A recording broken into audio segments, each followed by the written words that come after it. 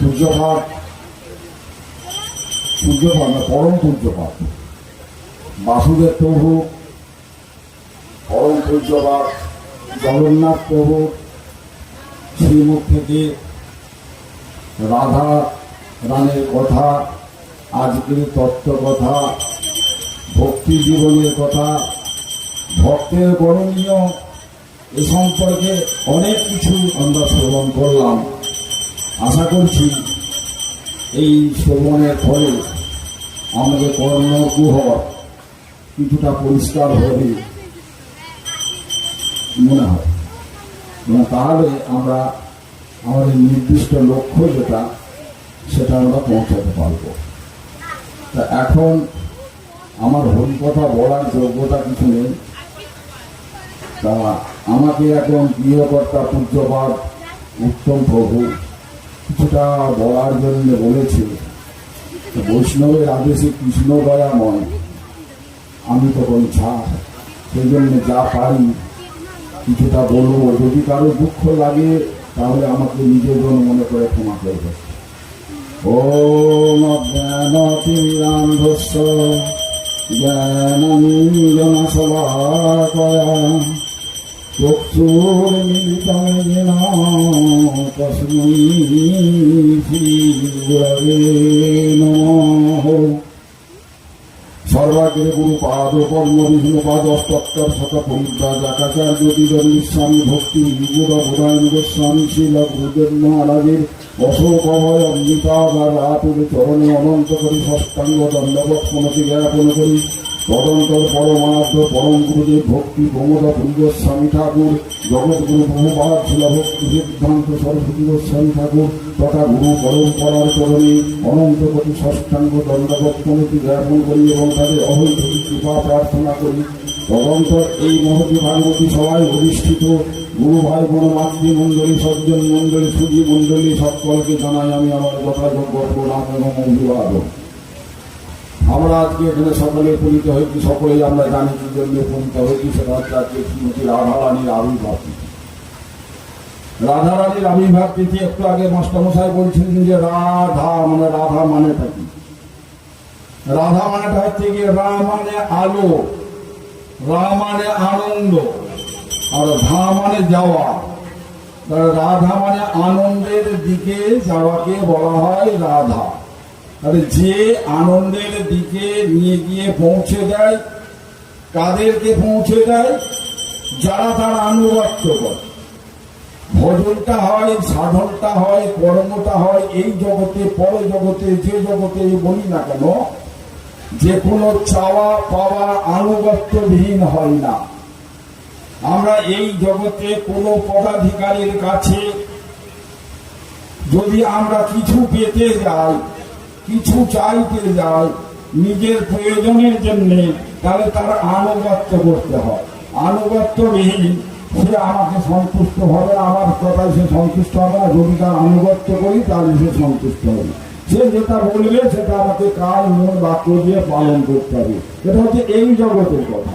এবং এই জগতে যে আনুগত্য, এই জগতের আনুগত্যটা কিন্তু চিরস্থায়ী নয়। এই জগতের আনুগত্যটা ততক্ষণ পর্যন্ত থাকবে যতক্ষণ পর্যন্ত না কাম্য বস্তু আমরা পাচ্ছি। প্রার্থিত বস্তু যতক্ষণ পর্যন্ত না আমরা পাচ্ছি, প্রার্থিত বস্তু যখন আমরা পেয়ে গেলাম, তখন আমাদের এই ভক্তিটা, এই কামনা বাসনাটা, এই আনুগত্যটা তখন ছুট হয়ে যাবে, তখন আর থাকবে না।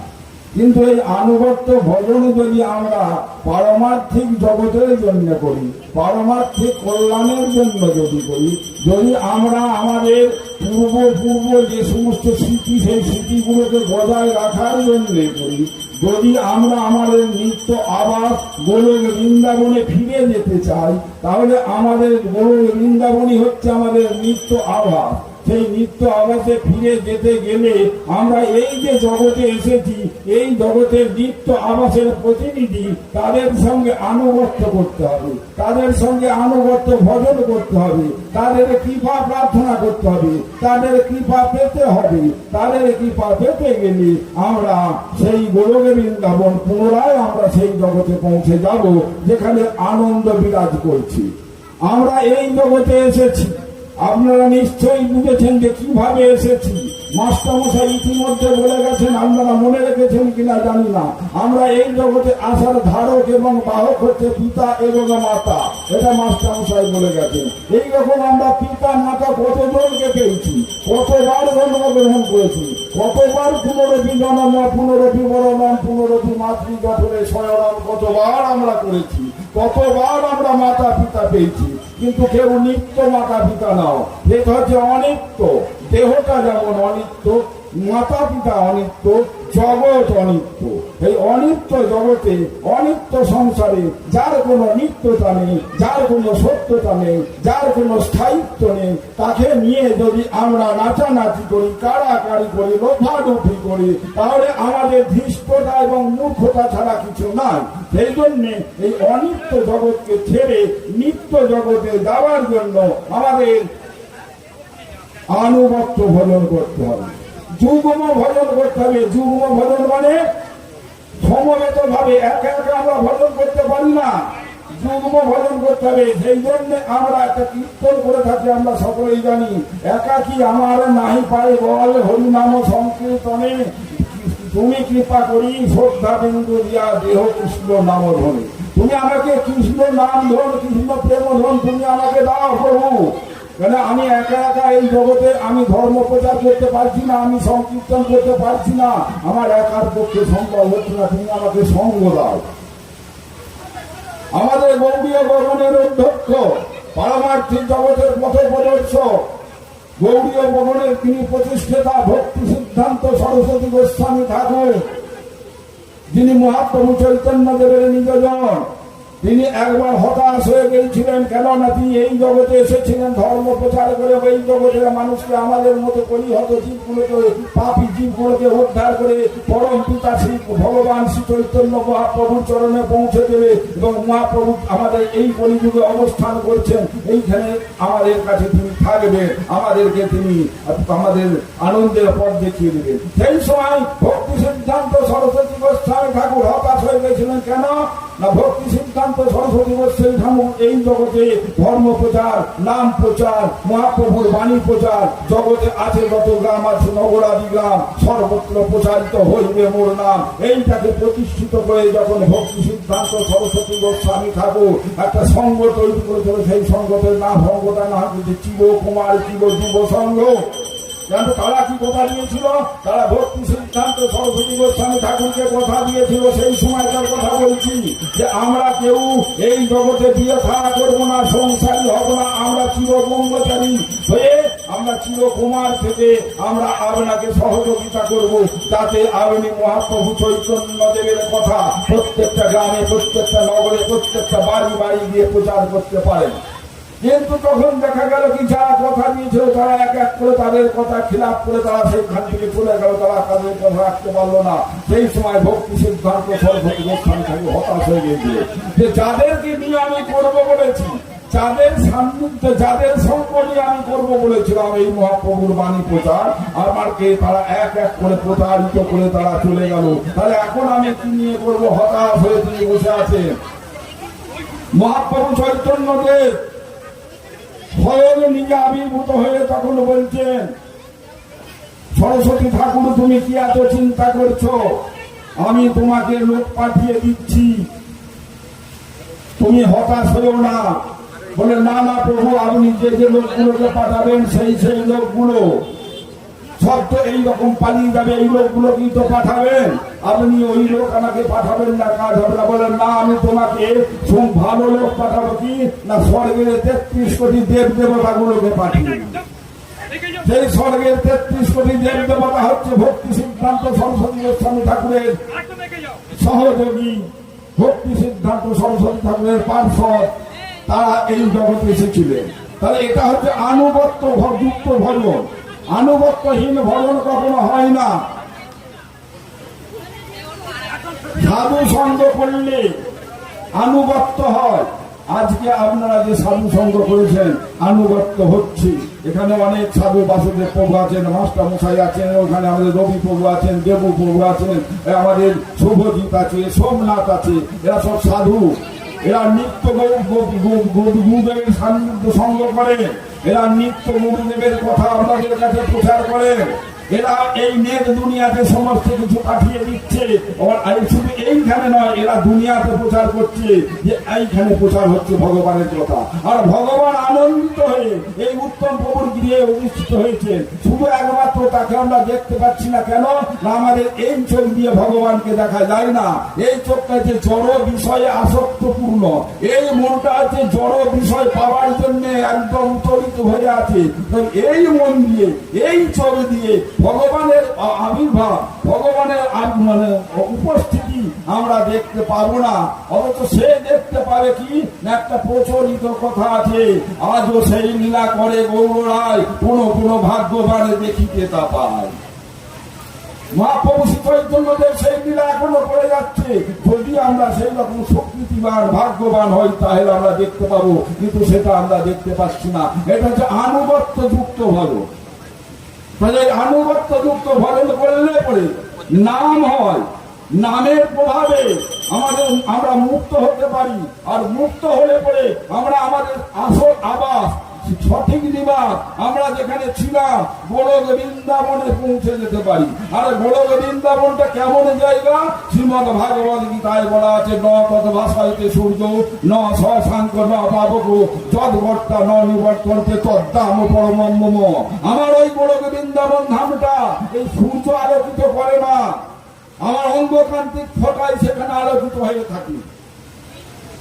আমার ওই গোলক বৃন্দাবন ধামেতে কোনো দুঃখ নেই। একবার যে এইখানে এসে পৌঁছে যাবে তার আর কোনো দুঃখ থাকবে না, সে চির আনন্দ উপভোগ করবে। ঠিক এইরকম ভাবে আমাদের গোলক বৃন্দাবনে যেতে গেলে আমাদের সঙ্গ করতে হবে, আনুগত্য ভজন করতে হবে। আনুগত্য ভজন ছাড়া কিচ্ছু হয় না। আজকে আপনারা এইখানে যারা বসে আছেন প্রত্যেকের মাতারি, কেউ মা, কেউ মেয়ে, কেউ কাকা, কেউ কাকিমা, সব বসে আছেন। আপনারা ছিলেন একটা বাড়িতে মেয়ে, হয়ে এসেছেন একটা বাড়িতে বউ। মেয়ে হিসেবে যখন আপনি ছিলেন তখন বাপের বাড়িটা ছিল আপনার বাড়ি, আমার বাড়ি বলতেন। আর এখনো বলছেন আমি বাপের বাড়ি যাচ্ছি কি দাদার বাড়ি যাচ্ছি। তাহলে দেখুন, আনুগত্যটা হারিয়ে গেছে বলে আমার বাড়িটা আমার বাড়ি রইল না, ওটা বাপের বাড়ি বলছি।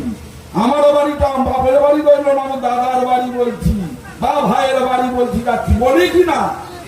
বলুন না। তাহলে সেইটা আমরা বলি তো, তাহলে আনুগত্যটা হারিয়ে গেছে, সেই জন্য আমরা এই কথাগুলো বলতে পারি না। অতএব এই আনুগত্যহীন যুক্ত ভজন করলে পরে আমাদের মনের মধ্যে যে সমস্ত মলিনতাগুলো, যে সমস্ত ময়লাগুলো আছে, সেই সমস্ত ময়লাগুলো আনুগত্য যুক্ত ভজনে মহামন্ত্র গ্রহণ করে হরে কৃষ্ণ কৃষ্ণ কৃষ্ণ হরে হরে, হরে রাম রাম রাম হরে হরে, এই নাম যদি কায় বড় বাক্য দিয়ে সবসময় গ্রহণ করি, সবসময় বলি, তাহলে আমাদের মনের ময়লাগুলো পরিষ্কার হবে। আর মনের ময়লা যখনই পরিষ্কার হবে তখনই মনটা হালকা হবে। আর যখনই মনটা হালকা হবে তখনই মনটা উপরের দিকে উঠতে থাকবে। কেন না, হালকা জিনিস উপরে ওঠে, ভারী জিনিস নিচে থাকে। তবে হালকা হয়ে গেলে মনটা যখন হালকা হয়ে যাবে, দেখবেন আর কিছুদিন পরে, মানে আর 1 বছর, আর 1 মাস, 6 মাস পরে দেখবেন ওই আকাশে বাতাসে শুধু ওই পুরোর মতো শুধু ওই মাকড়সার জালগুলো ঘুরে বেড়াচ্ছে। কেন ঘুরে বেড়াচ্ছে না, সে একটা জায়গা থেকে ছিন্ন হয়ে বিচ্ছিন্ন মেঘের মতো ঘুরে বেড়াচ্ছে। সেই পুরো হালকা হয়ে গেছে, মাকড়সার জালটা হালকা হয়ে গেছে, সেই জন্য সে ঘুরে বেড়াচ্ছে। তাহলে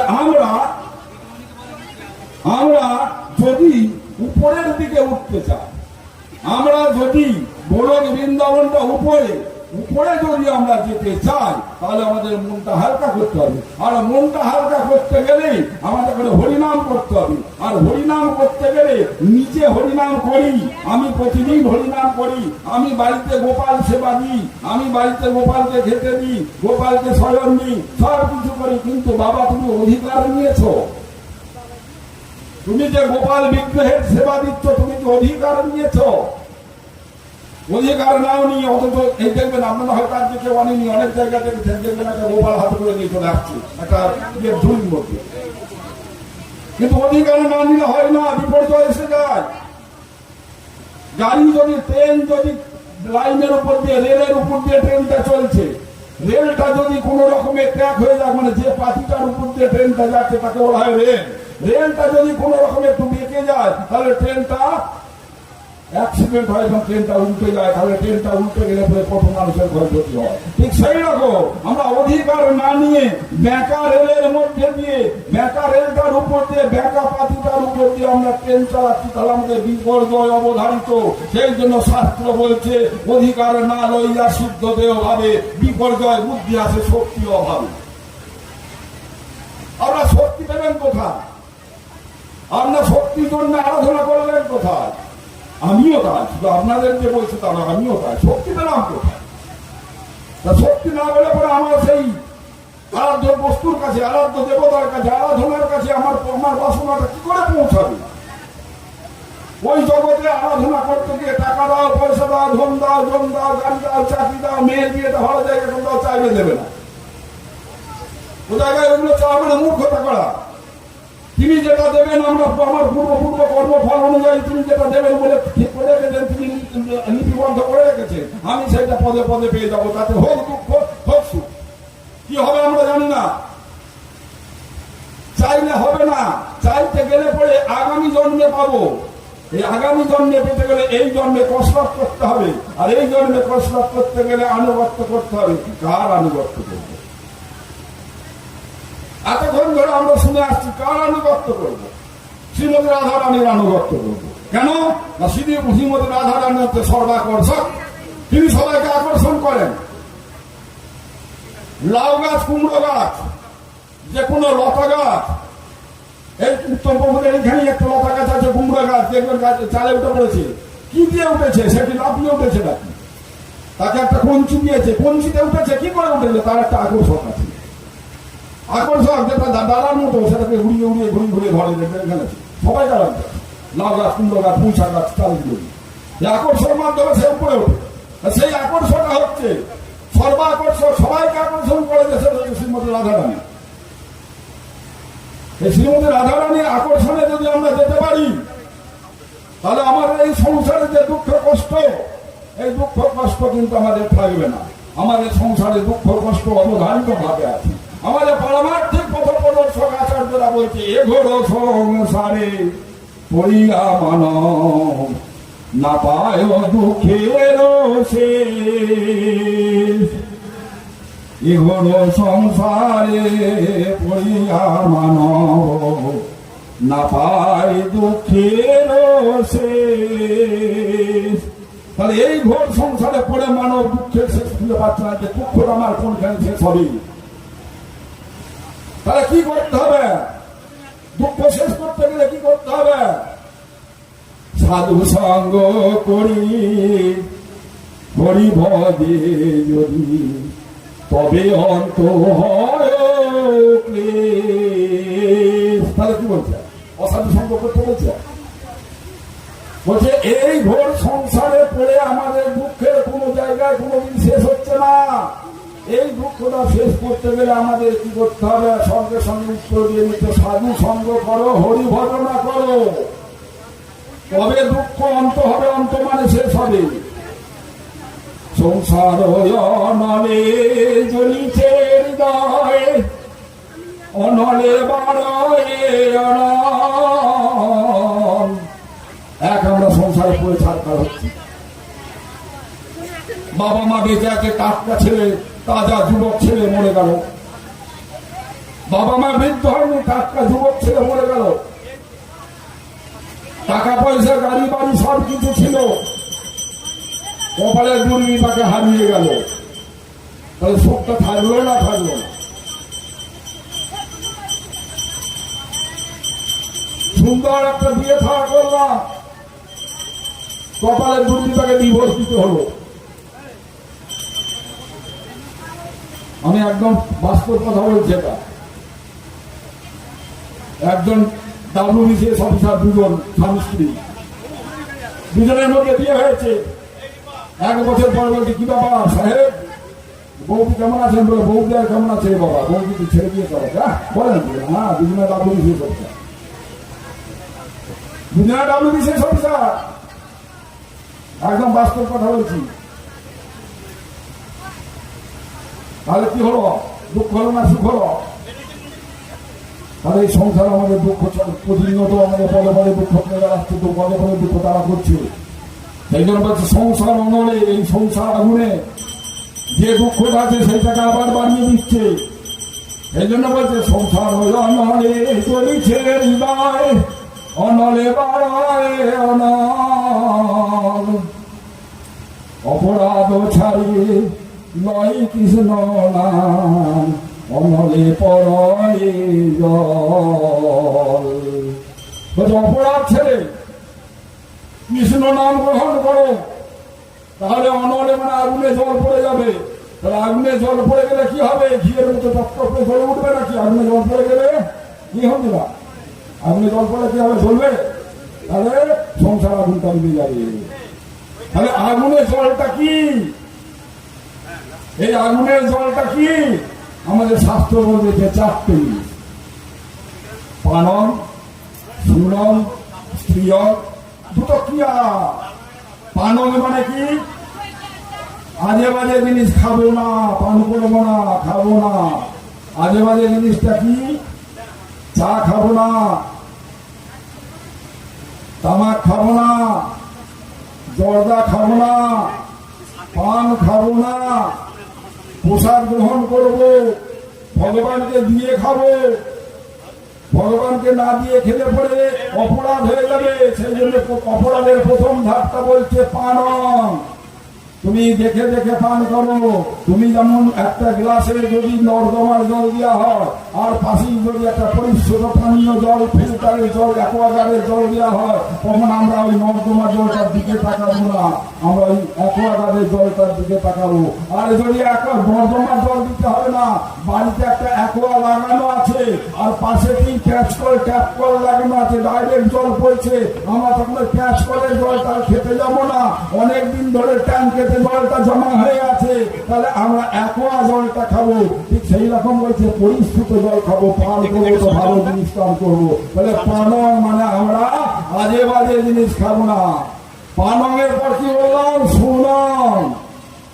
সোনা দন্তস্বরে দীর্ঘ মূর্ধন্যয় আকার। সোনা মানে জীব হত্যা।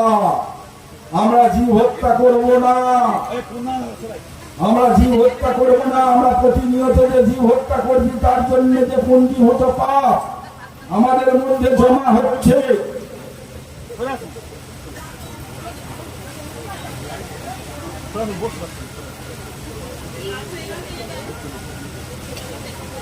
পঞ্জীভূত পাপ যে আমাদের মধ্যে জমা হচ্ছে, সেই পাপ কিন্তু আমাদের ছাড়বে না। স্ত্রীয়ম মানে আমাদের প্রতিষ্ঠিত স্ত্রী থাকতে বা প্রতিষ্ঠিত স্বামী থাকতে, রেজিস্ট্রিকৃত স্বামী বা স্ত্রী থাকতে আমরা অন্য স্ত্রী বা অন্য স্বামীর সঙ্গে অবৈধ সম্পর্ক করবো না। এটা আমাদের সমাজে প্রতিনিয়ত উত্তরোত্তর বৃদ্ধি পাচ্ছে, যে আমরা নিজের থাকতেও আমরা অপরের সঙ্গে সঙ্গে করার চেষ্টা করছি সবসময়। 2টো ক্রিয়া। যে খেলাটা করলে, ক্রিয়া মানে খেলা, যে খেলাটা করলে সময়ের অপচয় হবে, কাজের কাজ কিছু হবে না। দেখবেন এখন আমাদের এখানেও দেখবেন মোবাইলটা খুলে বসে, বিশ্বজিৎ মোবাইলটা খুলে ঠিক করে বসে, জানি না কি করছে, মায়ের চালাচ্ছে, ভীষণ না ভীষণ আমার পাশেই বাইরে মোবাইলটা খুলে দেখছি। আমাকে উত্তর দেওয়া হয় ভীষণকে, আমি জিজ্ঞেস করছি তোমার খুব ভালো ছিল না আমার ভাই পর, এটা আমি নাম ধরে বললাম কেন, দেখতেও দেখলাম বিষয়টা। ঠিক একই জিনিস আমিও করি, আমার পকেটে মোবাইলটা আছে, কি করি বললাম হচ্ছে প্রতিনিয়ত একটা সৎসঙ্গে যায়, সৎসঙ্গ হচ্ছে কিন্তু পাশে হইলাম, পাশে মোবাইলটা কিন্তু ঠিক করে যায়। আমাকে বুঝিয়ে দিতে পারে যে মোবাইলটাতে কি লাভ হচ্ছে। হ্যাঁ, হয়তো মোবাইলে অনেক কিছু আছে, এখন মোবাইলে পড়াশোনা করতে গেলে মাস্টারমশাইরা মোবাইলের মাধ্যমে যায়, সেইটুকু সময় মোবাইলটা করি না, তাহলে ওইটা করা মানে আমার কাজের কাজ কিছু হচ্ছে না। রাত্রিবেলা 12টার সময়, 9টা, 10টা, 11টা, 12টা শোয়ার সময়, আমরা শোয়ার সময় জাগার কথা ভাবি, যখন সবার সময় হচ্ছে তখন আমরা জায়গার কথা ভাবছি কিনা, তখন জেগে আছি। পুরো 12টা তখন ঘরে লাইট জ্বলছে কিনা, এই সৌদ লাইট ব্লু লাইট কেন বলছে, মোবাইল চলছে। কিন্তু ওটা তোমার সবার সময় বেলা 8টা বাজছে 7টা বাজছে তখন দেখতে ঘুমাচ্ছে। কেন ঘুমাচ্ছে না, রাত্রিবেলা 12টা 1টা পর্যন্ত মোবাইল রেখেছে, তাহলে ঘুমাচ্ছে। তাহলে আমাদের দুঃখ হবে না সুখ হবে? এখন এই তো আমরা যারা চাষিবাসী মানুষ, এখন আমরা ধান নিড়াচ্ছি। এখন যদি বলে আমি ধানটা কাটবো, কি কাটা হবে? এখন যদি বলে আমি আলু বসাবো, আলু বসানো হবে? আলু বসানোর সময় আসতে হবে। সময়ের অপচয়টা করলে হবে না। সময়ের অপচয় করলে আমাদের পুঞ্জীভূত পাপ হচ্ছে। সেই পুঞ্জীভূত পাপটা কিন্তু আমাদের ঘরে গোলক বৃন্দাবনে নিয়ে যেতে হবে না। ওই সমস্ত পাপগুলোকে শুষে নেওয়ার জন্য আজকের দিনে রাধারানী, শ্রীমতী রাধারানী আবির্ভূত হয়েছিলেন। এবং সেই শ্রীমতী রাধারানী আমাদের আজকের দিনে আবির্ভূত হয়েছে। তখন বলছে কি, অপরাধ ছাড়ি লাল কৃষ্ণ নাম অনলে পড়ায় জল। অপরাধ ছেড়ে কৃষ্ণ নাম গ্রহণ করো, তাহলে তোমার আগুনে জল পড়ে যাবে, তোমার সংসারে আর কোনো দুঃখ থাকবে না। তাহলে সবাই মিলে একবার আমার সঙ্গে বলুন, হরে কৃষ্ণ হরে কৃষ্ণ কৃষ্ণ কৃষ্ণ হরে হরে, হরে রাম রাম রাম হরে হরে। পঞ্চা কল্পতরু ভক্ত সিন্ধু পরি পথ পবিতানাং পাবনে পবিত্র ধর্ম।